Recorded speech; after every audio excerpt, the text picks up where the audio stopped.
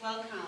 I am so honored to be here today and have looked forward to this talk for so many reasons. And the most important reason is all of you. You inspire me. And I'm very sincere when I say that. Working closely with wildfire practitioners here in Colorado over the years has changed my research agenda in the best way possible. The way you approach the most challenging aspect of wildfire, the human aspect, is inspirational. For today's talk, I've taken what I've learned from all of you and I put it through my economic, social science lens to provide some guidance on how you can focus your efforts on the human dimension. I encourage you to approach human behavior in a systematic, scientific manner, similar to how Paul Hesburgh approaches fire ecology. Another reason why I'm excited to kick off the 2018 Wildfire Conference is I'm thinking this might be my chance at redemption. Did anyone attend the 2007 Colorado Mitigation, it was called the Colorado Mitigation and Wildfire Conference in Pueblo? Well, I doubt you were at my presentation, or you might not be here now. But if you were at my presentation, you understand my goal of redemption. At the time, I was working with Chris Barth.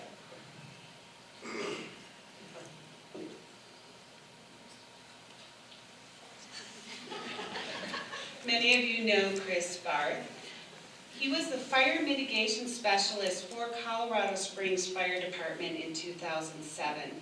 And he's currently with the BLM in Montana. Wildfire was a new topic for me at that time, and the project with Chris was my first working closely with a wildfire practitioner. When Chris suggested we do a joint presentation in Pueblo, I thought that sounded like a pretty good idea. However, when Chris saw my PowerPoint slides, he diplomatically said, and this is actually a direct quote from him, "I don't know that the audience will be receptive to those Greek letters."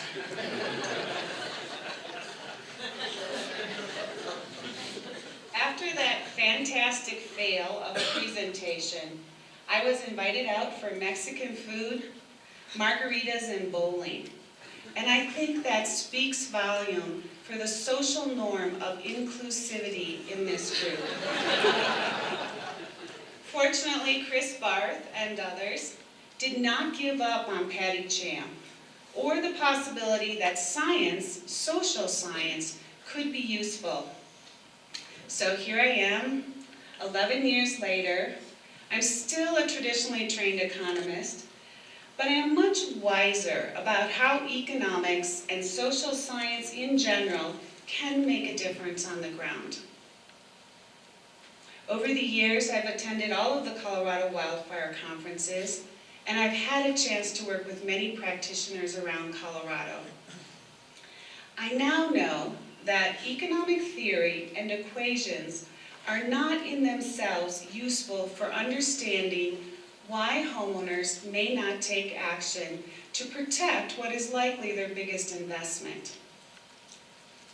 However, if economic theory and equations are the foundation of a human-centered wildfire program, there might be some power there. And this idea was really well stated recently by Robin Reed at a workshop for the Colorado State University Center for Collaborative Conservation. Robin said science can empower the voice of practitioner. And can is an important word here. It doesn't happen by default. I've come to recognize that social science can empower practitioners in at least two significant ways. It can help target scarce resources to provide more effective programs, and it can help you tell your story.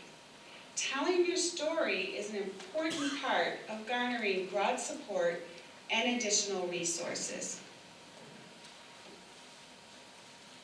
So I don't know how well you can see this comic. I'm a Wisconsin native, so it looks like three guys at a bar in northern Wisconsin, and one is saying to the other, "Are you just pissing and moaning, or can you verify what you're saying with data?" Empowered practitioners can back up what they say with data. So my comments today are premised on two truths. And the first truth is that wildfire mitigation can reduce losses. More specifically, mitigation efforts here in Colorado have allowed homes to survive threatening wildfires. The fires listed on the slide are recent examples of where mitigation saved homes. Will mitigation keep every home safe from damage? No. Nor will a seatbelt keep people from harm in all car accidents. But like seatbelts, mitigation shifts the odds toward a more favorable outcome. So my other truth is that wildfire education and mitigation programs can be associated with homeowners taking action to reduce wildfire risk. And there are many examples of this here in Colorado and elsewhere. However, back at trying to redeem myself, while my presentation on the Colorado Springs research was a fantastic fail, it was a really good study. So in 2000, Colorado Springs Fire Department posted parcel risk ratings on a public-facing website, and they increased their community engagement efforts. We compared the effect of wildfire risk attributes on home sales prices before and after the website and the efforts were increased in 2000. And we found that holding all other home attributes constant, the size of the home, the location, the age, the proximity to schools, that prior to 2000, homes with wood roofs sold for significantly more than other homes. After their programs, homes with wood roofs sold for significantly less. And further, we found that residents who visited the Colorado Springs Fire Department website had better mitigated parcels.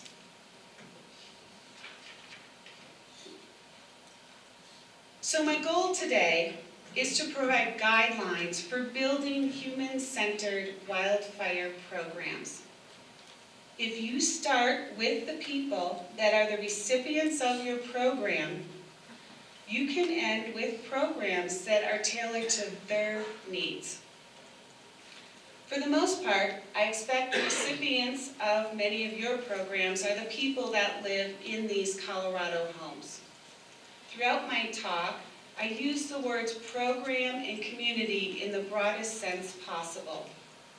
For some of you, your community is a specific geographic location, the city of Colorado Springs. For others, your community spans several fire districts across many counties.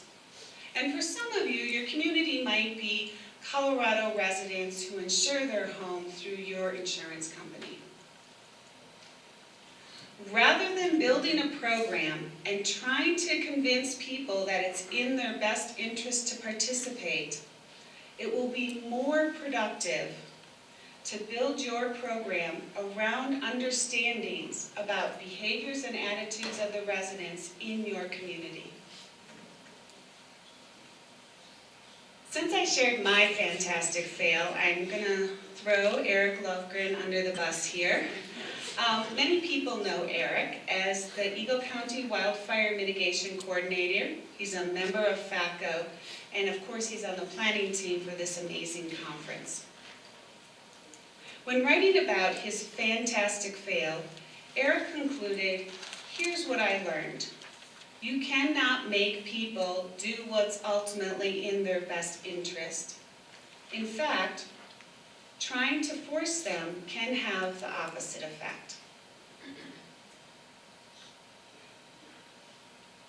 So the rule of thumb for a keynote, because I've read about this, is 3 points. Well, I have 4. You are so good at the 4th point, it's like breathing for you. These 4 points can put humans at the center of your efforts in a systematic, scientific way to advance community wildfire resilience. So my 4 points are frame, understand, leverage, and share. And while I make these points sequentially, they are not sequential. You need to understand to frame. You need to leverage to understand. So first, let me explain what I mean by framing. I suggest you consider framing at 3 scales.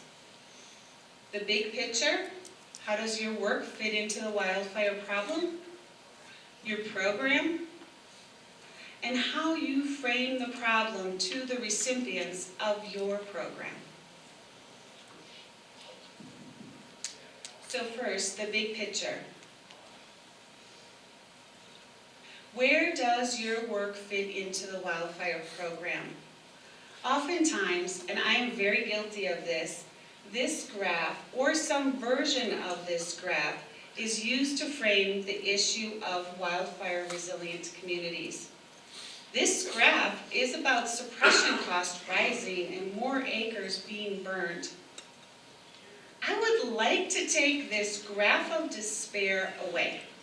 It's tangentially relevant, but it is not your graph. Most of us do not make suppression spending or tactical decisions.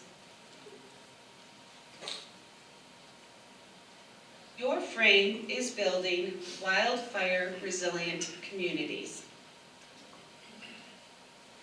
So if that's your frame, then I think, based on no empirical data, that your graph looks something like this. And I suggest we crowdsource this graph, or an even better version of this graph. Let's consider an appropriate graph that addresses the great community resilience work that happens in Colorado. Fuel treatments on public land, fuel treatments on private land, volunteer hours, homes not burned because mitigation worked the way it's supposed to. Although Colorado has seen a lot of growth in the WUI and ever-increasing wildfire risk, progress has been made at community resilience. So going down in scale, from the big picture to your program, I suggest you frame your program through the use of a conceptual model. Researchers like conceptual models because they ground us. Creating a conceptual model that allows you to focus on your wheelhouse. That's community resilience, not suppression cost. Talk about your program holistically, and when you talk about the program as a whole, you can get insights into the parts. And assess what your program's doing, what parts of your program are working, and what areas need improvement. Simple models won't cut it when you're building your program around complex humans. So the reason that this model is naive, because it's often based on a faulty premise. For example, the attitude behavior model. That suggests that if you convince a person to adopt the right attitude, wildfire's a problem, then they in turn will adopt the behavior. They'll mitigate wildfire on their property.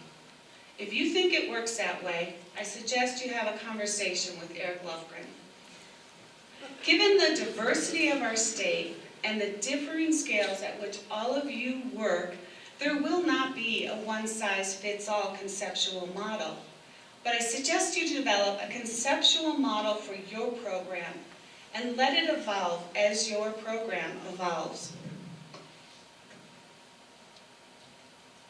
So for illustration, I include the conceptual model from the Wildfire Research Team, or WIRE as we call it, of which I am a member. The WIRE team started with the Barth 6060 model. Yes, that's the Chris Barth from My Fantastic Fail, who did not give up on me. Chris's idea was that a program have 2 levels of information about a parcel: a rapid 60-second risk assessment for every parcel in a community, and then an in-depth, on-site 60-minute assessment. As the WIRE team includes both researchers and practitioners, this conceptual model assures that we're on the same page, because researchers and practitioners often see programs differently. Over time, we've updated this model and we've added these feedback loops. And there's a presentation tomorrow on the feedback loop where it says nudge and that app for homeowners to comment back. There's a presentation, actually I think maybe it's later this afternoon, on that topic with Lilia Falk and Molly Mowry and Kelly Johnson. So the practitioner members of the Wildfire Research Team pointed out that our conceptual model really oversimplifies, as it fails to recognize the many steps back and forth between providing a report to a homeowner and having a mitigation project completed. And we need to update that. But this is an example of how the conceptual model gets the team members on the same page. And the bigger point is that the model helps us put sidebars on what we do and focus our efforts. One insight that I've had from thinking about programmatic conceptual models is that community grants often provide financial support for the last piece, mitigation projects on private parcels. However, programs need funds for all the work that goes into getting to the point where a mitigation project can be implemented. A conceptual model can help you communicate this process to your funders.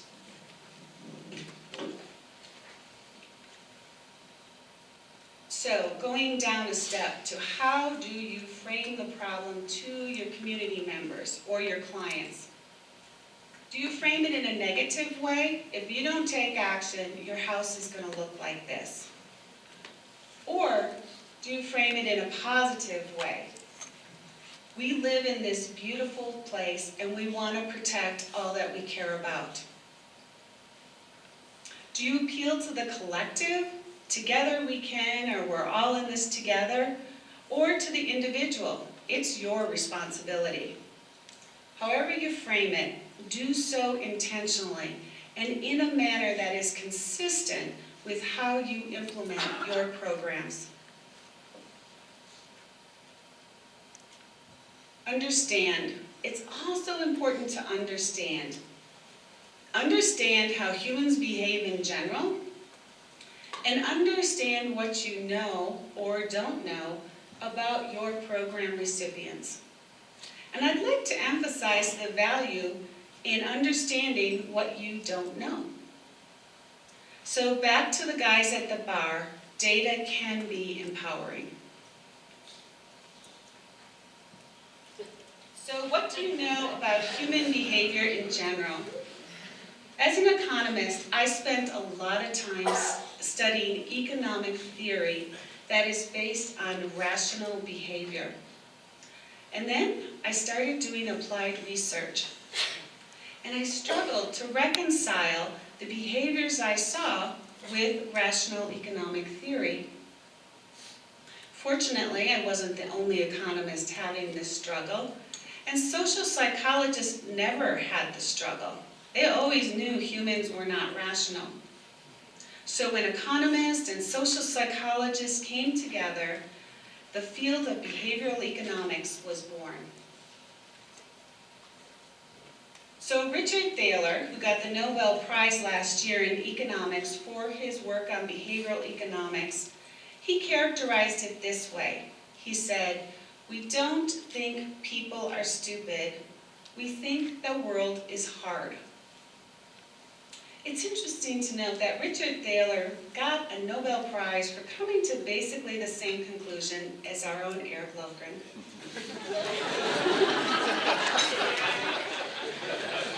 And $1 million comes with that prize. Dan Ariely wrote a book called Predictably Irrational.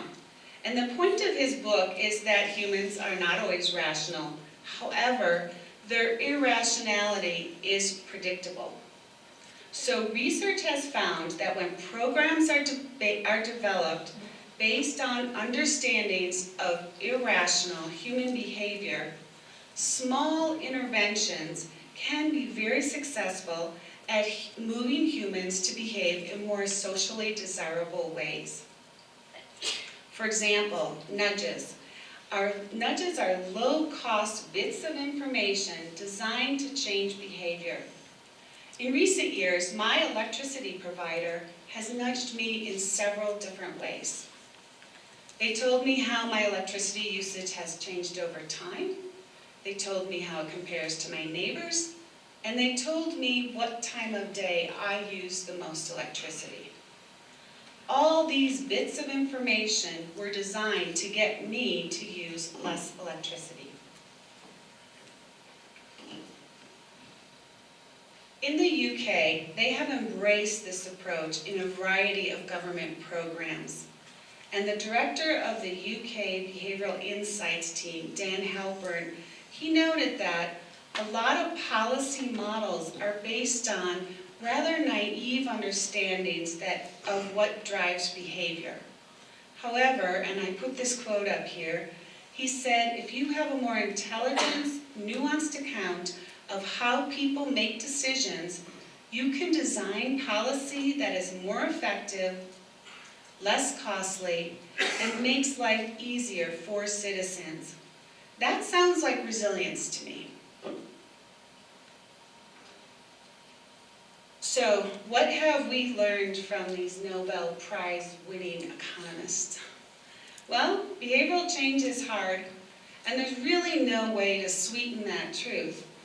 But you all know that creating wildfire resilient communities isn't for the faint of heart. Maintaining behavioral change is even harder. More good news. However, incrementalism is the ticket. Jack Cohen gave us the home ignition model. And as you might remember from his keynote here at the Colorado Wildfire Conference in 2015, Jack recognized the complexity of the human dimension. Unfortunately, he retired before he came up with a model of how to systematically, incrementally move residents from their current state to a fully mitigated parcel. Do you start small and work up? Do you go big or go home? Many of you are working with homeowners on incremental plans. And I was excited to hear this issue brought up at a recent Boulder County Wildfire Partners advisory meeting. Incrementalism can be articulated over time. Tasks a homeowner can do this weekend, next week, next month. Or it can be articulated across a large task.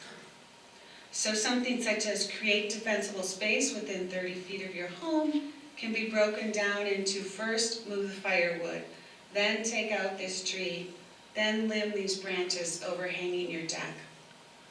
Breaking tasks into increments has been found to be more productive than just highlighting the end goal. So incrementalism looks more like this: many baby steps along the path to the desired outcome. And what might look like baby steps to you may seem like giant steps to a homeowner. So while I expect all of you understand the need for an incremental approach, do your programs allow residents to communicate their incremental successes? Do residents only get credit when they're all done? Or do they get credit along the way? Do funding agencies provide you to work on projects incrementally? Do you report outcomes or increments? Acres treated or number of interactions with residents?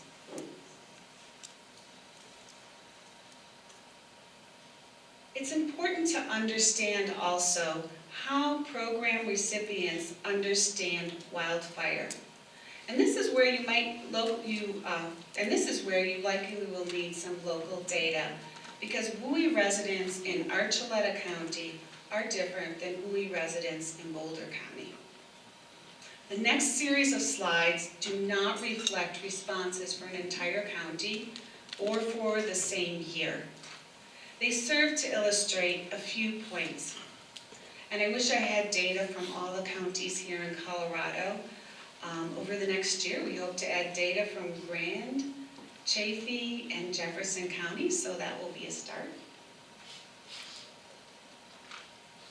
So first, many social scientists have found that general knowledge about risk is not correlated with taking action to mitigate that risk.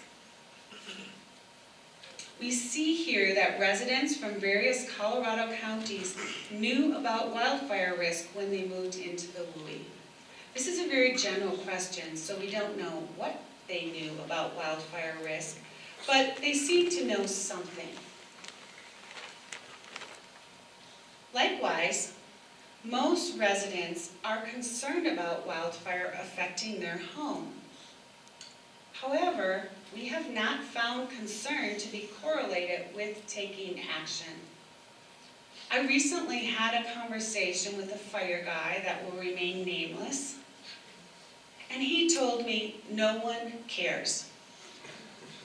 And I asked him, are you just pissing and moaning, or can you verify what you're saying all day? Actually, I didn't say anything.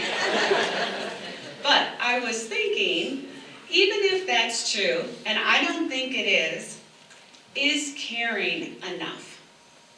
So what is keeping folks from mitigating their homes? How many people here think that not believing mitigation is effective or not wanting to change the look of the property are serious impediments?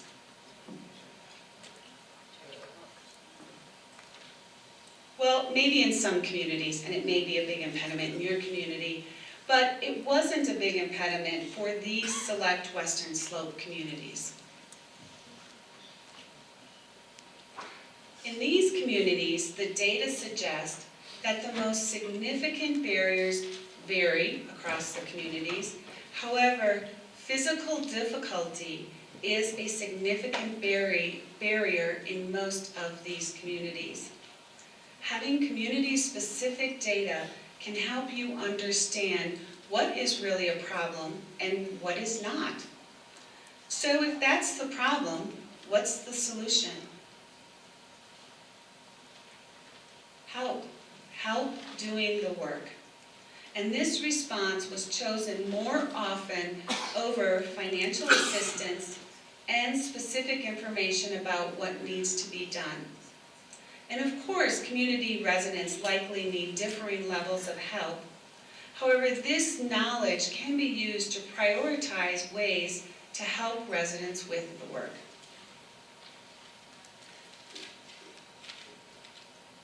It comes as no surprise to anyone in this room that there is a social component to the human dimension of wildfire. Indeed, programs such as Firewise Southwest Colorado, which I hear has a new name, and I apologize for not knowing what it is. Wildfire Adaptive Partnership. Wildfire Adaptive Partnerships. That program is premised on the credibility of a neighborhood ambassador. That's this woman here who's chatting with her neighbors at a picnic. Humans don't just live on parcels that are at risk of wildfire. They live in communities with shared wildfire risk. Indeed, communities have many shared interests. Communities have a social cohesion based on schools, families, sports, lifestyles, and other interests. Wildfire is likely to be one issue of importance to residents, but perhaps not the most important.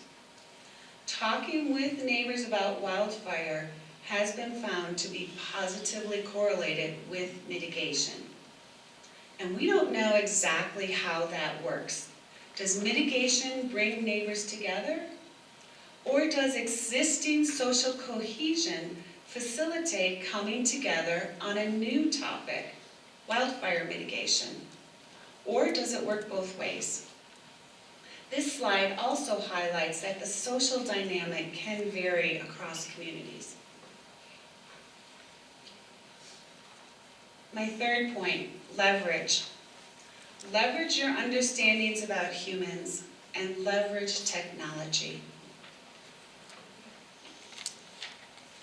First, leverage your understanding about humans. The wildfire research team has been implementing nudge experiments similar to those of my electricity provider, where we provide residents with information about wildfire risk. These are experiments because we have different treatments. One group is just told about their community level of risk. Another group is told about their community level of risk and their parcel level risk. And a third group is told about their community level of risk, their parcel level of risk, and the risk of their nearby neighbors. In the last treatment, we're leveraging what we know about the social aspect of wildfire.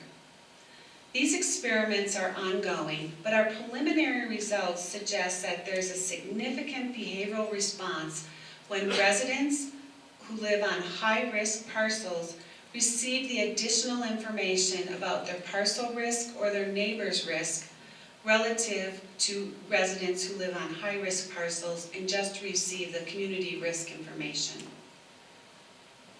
To clarify, the behavioral response in this context is going to a personalized website. Mitigating a parcel is much more complex than turning off the lights to reduce your electricity usage. You should also leverage information specific to program recipients. I took this beautiful infographic from a presentation that Jamie Gomez and others, and Jamie is the Assistant Director at West Region Wildfire Council, that they're going to give tomorrow. But it highlights how West Region Wildfire Conference leveraged understandings about slash management being a problem in this community. They targeted a chipping program in that community, and they successfully reduced a significant barrier. And leverage technology to communicate. Making your programs accessible to all members of your community can be very difficult. Even a well-attended community meeting may not allow you to engage with the broad cross-section of the community. I encourage you to consider innovative ways to communicate with your community in a meaningful manner. We live in a time where the internet is the most popular source of information. And this is an example of getting information about parcel risk assessments through the creation of individualized websites. As it turns out, these websites are a successful communication tool, but we didn't know that when we developed them. Take some risks, and if you fail, you can write a blog about it. So leverage new technology. If you want to tell your story with data, consider ways to collect and summarize data that make your life easier. As I mentioned earlier, there's a session tomorrow, on using technology to engage with residents and letting residents engage with you. Let residents report their increments and reward them. I attended a session at the EPA on developing an app related to wildfire smoke, and I learned the word gamification. Are you familiar with that concept? I wasn't. But it involves creating a game that might include point scoring or competition with others to encourage desired outcomes. What if you could gamify incremental mitigation?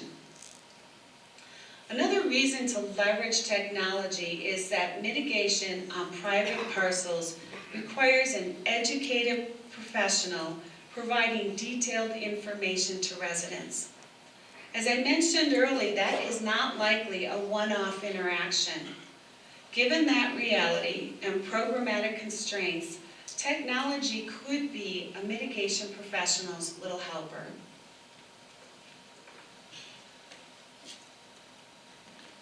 Sharing. You are so good at this. Sharing helps you garner support, and it gives supports to others.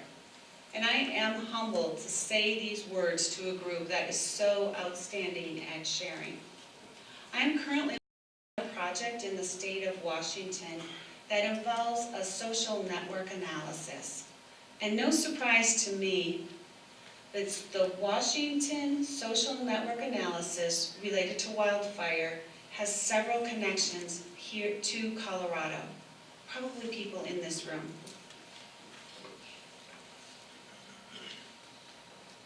You not only network very well, you share success and failure. Sharing failure is not easy, yet it can be so productive. The New York Times article makes that point, and I was really excited to see that we have a session on fantastic failures on the conference schedule.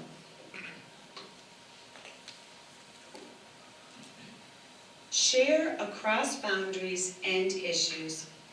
At a recent Grand County Wildfire Council meeting, introductions included updates by BLM, USDA Forest Service, Colorado State Forest Service, who are talking about their efforts working across land management boundaries. Have any of you seen this document that was recently put out by the USDA Forest Service on shared stewardship? It's an important document. And my initial reaction when I read the document was great.